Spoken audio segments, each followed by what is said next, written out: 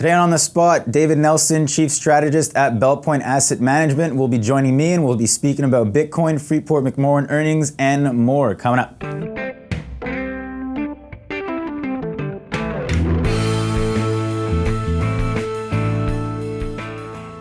And with me now is David Nelson. David, thank you for joining me today. Thanks for having me, Alex. All right, we'll kick it off with Bitcoin, which was a bit of a craze in 2013, seems to be flopping over into 2014 now.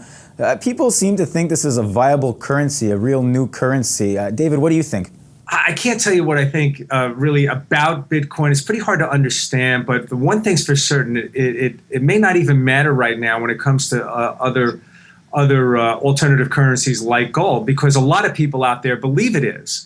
And they may be the marginal buyer for gold and other currencies. Bitcoin is unlikely to be the last one of these cryptocurrencies that we see. And, interestingly, shortly after the Bitcoin craze, really took hold and really started heading to Pluto, we find out that JP Morgan, no less, has filed a patent for an alternative payment system, an electronic alternative payment system that really has a lot of the attributes of a Bitcoin. So I think cryptocurrencies are here to stay, and I expect more down the road. Let's move on to Freeport McMoRan. They released their earnings yesterday. They beat the consensus. A bit of an up and down year with the company. Copper giant, obviously, many products that come from them.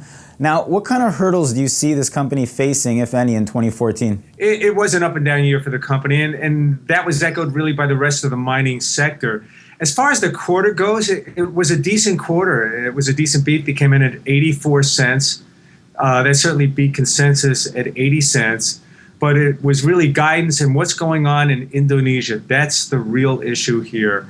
And it's going to be tough for investors to have a lot of confidence in this company right now, given that they're in the middle of a negotiation with the Indonesian government about the Grasberg mine, which I'm not sure, that may be the largest copper mine in the world. And what this all centers around is a very large export duty that the government wants to put on. A 25% hike, that's enormous. So it's hard to put money into the position right now until you have some kind of clarity on that issue. All right, let's stick with Freeport McMoRan. You penned an article in late December regarding Ian Adkerson's $36 million severance package deal. Now, I think people were a little taken aback by the enormity of this deal, seeing as the mining industry is looking to cut costs and be cost intelligent.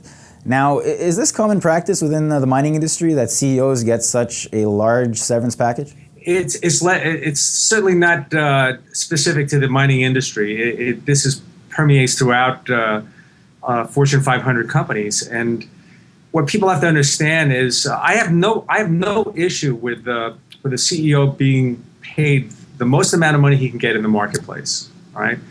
But these pay packages are determined by the board of directors, and very often the board of directors they're very palsy-walsy with their CEOs, because over time it's the CEO who recommends people to the board. So in this particular situation, you have the longtime CEO of the company. He's actually giving up his previous severance package, which was actually larger.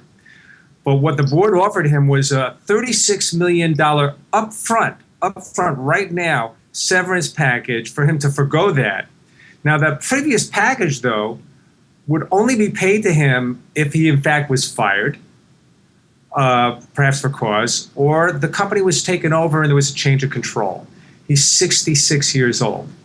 I don't think he's going to be fired at this point. He's been there a pretty long time.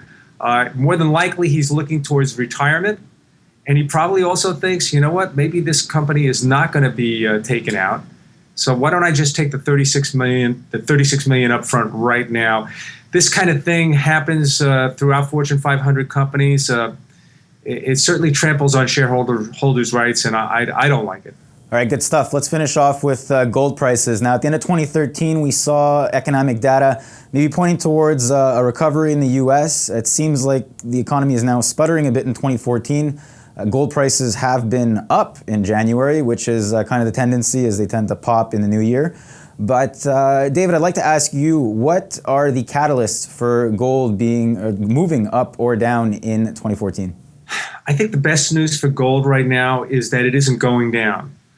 I think certainly the negative catalyst is that I expect the Fed to continue their taper. That's really weighed on gold prices for really over the whole last year was is investors understanding that the taper was at some point going to begin. It has started. I expect it to continue, and I expect another $10 billion cut at the next meeting. But the good news for gold investors is the following: it's going sideways, and it's been trading below the 150-day moving average for a really, really long time. And all it has to do right now is just go sideways and not go down, and eventually that 150-day moving average is going to catch up, and it's going to cross above it, and that's going to cause a lot of buying right there. Great comments, David. Thank you for being with us today. Thanks so much for having me. And thank you for watching On The Spot. If you have any comments or questions, please don't hesitate to send them to newsfeedback@kitco.com, or you can find me on Twitter at @Alex_Letourneau. Have a good one.